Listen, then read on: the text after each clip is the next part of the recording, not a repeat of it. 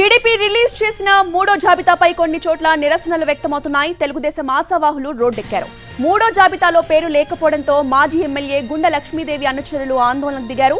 శ్రీకాకుళం సీటును గొండు శంకర్ కు కేటాయించింది టీడీపీ. ఇక ఆగ్రహంతో టీడీపీ జెండాలు మేనిఫెస్టోని దగ్ధం చేశారు కార్యకర్తలు. గుండ లక్ష్మీదేవి ఇండిపెండెంట్ గా పోటీ చేస్తుందంటున్నారు ఆమె అనుచరులు.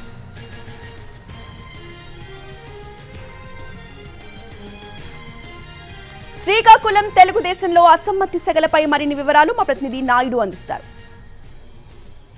తెలుగుదేశం పార్టీ తాజాగా ప్రకటించినటువంటి మూడో లిస్ట్ ఏదైతే ఉందో అది శ్రీకాకుళం జిల్లాలో ప్రకంపనలో సృష్టించింది. ముఖ్యంగా శ్రీకాకుళం జిల్లాలో ఇప్పటి వరకు కూడా ఉమ్మడి శ్రీకాకుళం జిల్లాలో ఉన్నటువంటి 10 స్థానాలకు 5 క్యాండిడేట్లను ఇప్పటి వరకు ప్రకటించలేదు. తాజాగా ప్రకటించినటువంటి ఏదైతే అభ్యర్థుల జాబితాతో మొత్తం ఒకసారిగా ఉలిక్కిపడ్డారు. ముఖ్యంగా ఇప్పుడు ఏదైతే ప్రకటించినటువంటి పలాస, పాతపట్నం, శ్రీకాకుళం ఈ 3 నియోజకవర్గాలకు సంబంధించి రేపు రాబోయేటువంటి ఎన్నికలకు అభ్యర్థులను ఏదైతే ప్రకటించడం జరిగింది. అయితే పలాసకు సంబంధించి గౌతు శిరీష పేరు ప్రకటించడం అక్కడ ఏమైనటువంటి అసంతృప్తి లేనటువంటి పరిస్థితి ఉంది. మరోవైపు ఏదైతే మిగతా 2 నియోజకవర్గాలు చూసుకున్నట్లయితే పాతపట్నం, శ్రీకాకుళం ఈ 2 నియోజకవర్గాలకు సంబంధించి పెద్ద ఎత్తున ఏదైతే ఇప్పటికే రెబల్స్ బరిలో ఉన్నారు.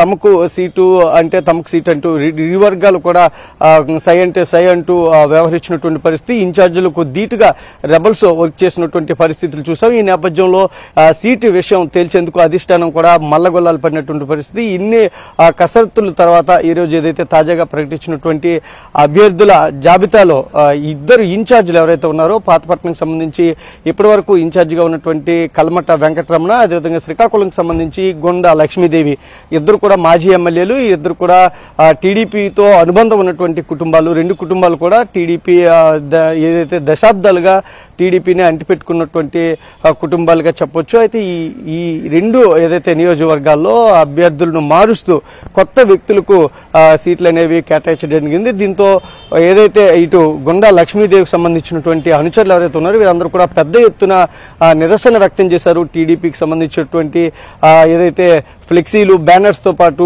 అన్ని కూడా దగ్ధం చేశారు. జెండాలను కూడా మొత్తం కూడా మంటల్లో వేసి తమ నిరసనను తెలియజేశారు. ఏదైతే తెలుగుదేశాన్ని నమ్ముకొని ఇన్ని రోజులుగా ఉన్నటువంటి తమకు కనీసం అధిష్టానం ఏదైతే సీటు ప్రకటించే విషయంలో కూడా సంప్రదించలేనటువంటి ఆవేదన వ్యక్తం చేసింది. గత కొద్ది రోజులుగా మనం చూస్తున్నాము ఎంపీ ఇంటి వద్ద కూడా వీళ్ళందరూ కూడా నిరసన వ్యక్తం చేశారు. ఏదైతే కింజరాపు రామ్మోహన్ నాయుడు ఎంపీగా ఉన్నారో ఆయన్ని ఈ 2 ఏదైతే నియోజకవర్గాలకు సంబంధించినటువంటి నేతలు ఇటు గుండ లక్ష్మీదేవి కావచ్చు, పాతపట్నంలో కల్మట వెంకటరమణ ఈ ఇద్దరు కూడా నమ్ముకొని ఉన్నటువంటి పరిస్థితి. అయితే వీరిద్దరికీ కూడా సీటు రాకపోవడంతో తాము ఏదైతే ఎంపీ అభ్యర్థి గెలుపు విషయంలో సహకరించబోము అంటూ అభిమానులు చెప్తున్నారు. మరోవైపు గుండ లక్ష్మీదేవి విషయానికి వచ్చినట్లయితే రెబల్ గా కూడా బరిలోకి దిగాలని చెప్పి కార్యకర్తలు నినాదాలు చేసినటువంటి పరిస్థితి మనం చూసాము. ఓవరాల్ గా ఏదైతే 2 నియోజకవర్గాల్లో ఒక అనిశ్చిత వాతావరణం అయితే టీడీపీలో కనిపిస్తా ఉంది. ఓవైపు రెబల్స్ సీట్లు ఏదైతే పొందారో వాళ్ళు ఆనందం వ్యక్తం చేస్తున్నటువంటి పరిస్థితి. మరోవైపు